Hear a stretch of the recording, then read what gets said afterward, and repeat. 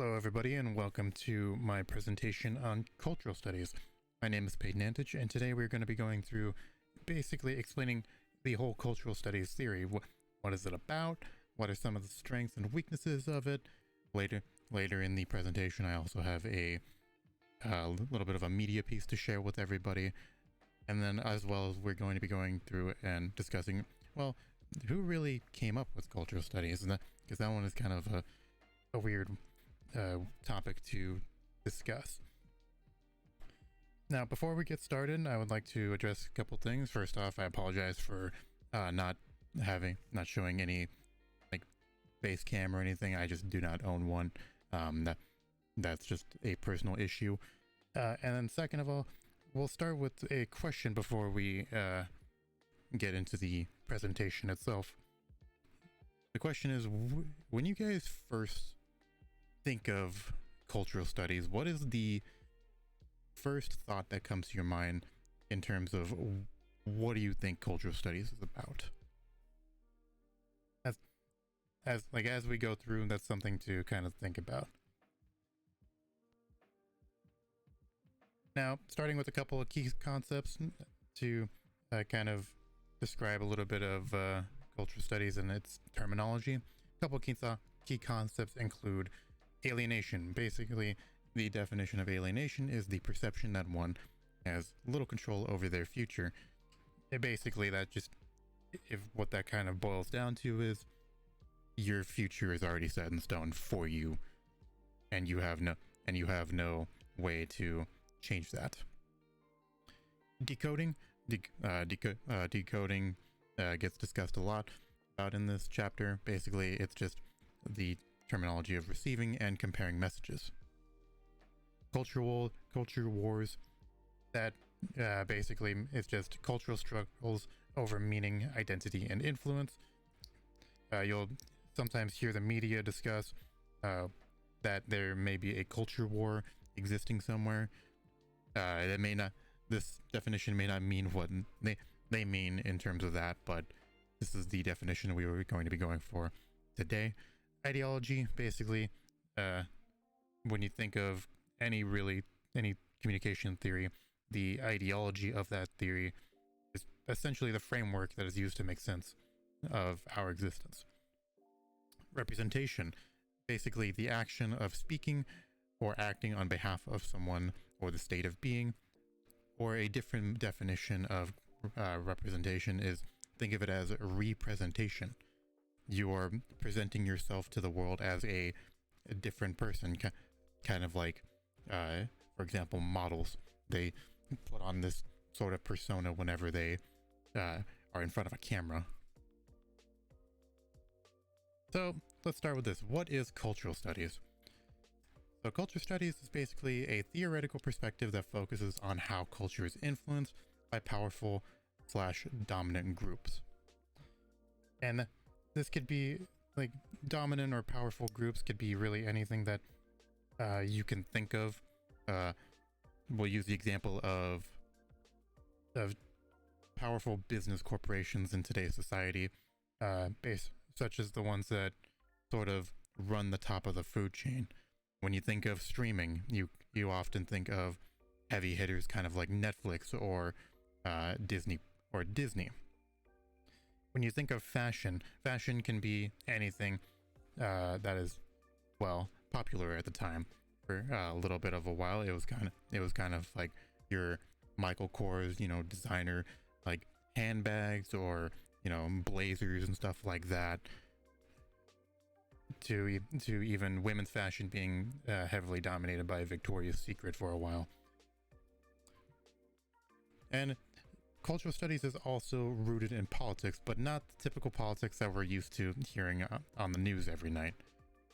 When it refers to politics, it's basically saying that it's the politics of one's identity, namely the interplay between and among culture and race, ethnicity, gender, sexuality, and really any other markers that defines your identity.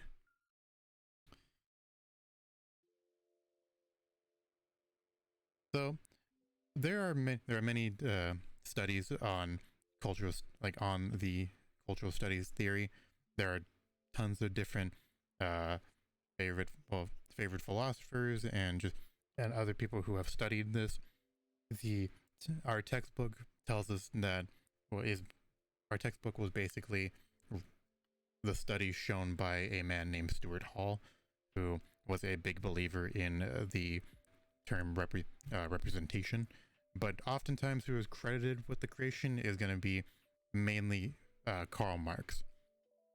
Karl Marx was sort of like the first person who was credited with identifying how the powerful, kind of like I explained before, your heavily popular businesses, the successful ones, exploit the powerless, which when he says the powerless, he really just means the working class. And he also believed that the class system must be unearthed by the collective working class. Basically, the class system he referred to as a monolithic system that pervades all society.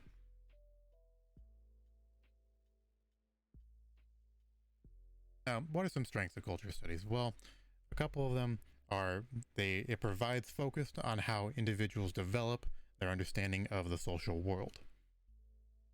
Basically, how well can you basically, if you were to place somebody in a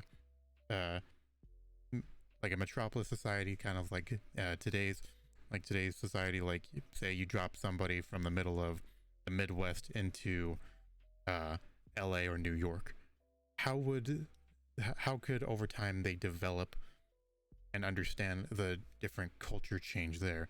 I know it's kind of a weak example when you're picturing somebody from the Midwest to like a city like LA or New York. Yeah, another example could be, what if we as Americans were trying to assimilate into a European culture or even an Asian culture, one's filled with different values and different like respect levels that we are not attuned to. Another strength is that it asks big important questions about the role of media for individuals. All this really means is that how much does social media or any sort of media how much does it play into your day-to-day life, and how much of an effect does that have you? And lastly, it also respects content consumption and sharing by media users. Essentially, whatever is shared between two parties, it's respected. They don't really dive into privacy or privacy management. What are some of the weaknesses? Well, some of the weaknesses involve it basically has little explanatory power at the macroscopic level. When you think about the term cultural studies, it's a very broad and widened term. As I was doing my study for this presentation, I noticed that where I looked had different definitions of what cultural studies is, and another weakness is that it focuses too narrowly on individual compared with societal role of media. Like the strengths prior to this, it talked about how it asked questions on how media is important to you, or kind of plays a role in your daily life. This is also a criticism of basically it asks too many questions on that level, and it typically relies on qualitative research based on unsystematic subjective observation. Overall, it's fairly hard to do solid research on cultural studies in certain aspects of the term. So another question I have for you guys is basically, if you were to move to a different country with different cultural norms and different environments than what we're used to, how well do you think you could assimilate? Say, for example, if you were to move overseas to either Japan, Korea, or even Singapore, possibly even France, Germany, or even the Netherlands. How well do you guys think you would be able to assimilate into their culture and learn over time? So Stuart Hall was a huge believer on representation, and I do have a short video to share with you. Basically, it is President John F. Kennedy's inaugural address. It's a cut down version, and as we go through the video, I'm gonna ask the question of how do you guys think this video relates to representation, and what type? Is it the type of somebody representing themselves into society, or are they a representation of something else? Vice President Johnson, Mr. Speaker, Mr. Chief Justice, President Eisenhower, Vice President Nixon, President Truman, Reverend clergy, fellow citizens. We observe today not a victory of party, but a celebration of freedom, symbolizing an end as well as a beginning, signifying renewal as well as change. For I have sworn before you and Almighty God the same solemn oath our forebears prescribed nearly a century and 3/4 ago. The world is very different now, for man holds in his mortal hands the power to abolish all forms of human poverty and all forms of human life. And yet the same revolutionary beliefs for which our forebears fought are still at issue around the globe. The belief that the rights of man come not from the generosity of the state, but from the hand of God. We dare not forget today that we are the heirs of that first revolution. Let the word go forth from this time and place to friend and foe alike that the torch has been passed to a new generation of Americans born in this century, tempered by war, disciplined by a hard and bitter peace, proud of our ancient heritage, and unwilling to witness or permit the slow undoing of those human rights to which this nation has always been committed and to which we are committed today at home and around the world.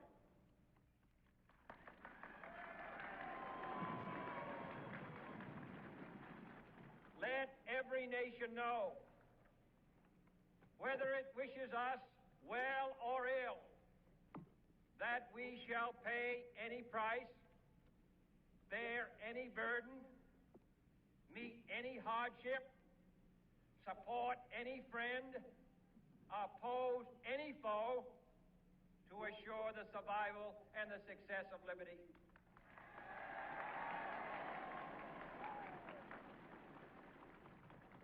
This much we pledge and more. To those old allies whose cultural and spiritual origins we share, we pledge the loyalty of faithful friends. United, there is little we cannot do in a host of cooperative ventures. Divided, there is little we can do, for we dare not meet a powerful challenge at odds and split asunder. To those new states whom we welcome to the ranks of the free, we pledge our word that one form of colonial control shall not have passed away merely to be replaced by a far more iron tyranny.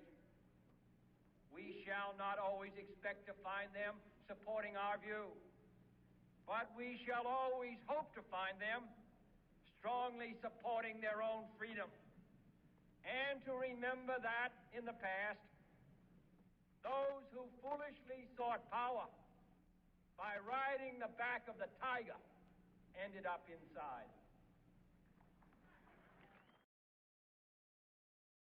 And so once again, I would like to re-ask the question, after watching the video, what type of representation do you think was displayed in that? Was it somebody trying to represent themselves to a different audience and, you know, establish a norm for them? Or was it somebody that is representing something on a cultural or, in this case, political fashion? And that's going to be the end of my presentation. I really hope you guys enjoyed.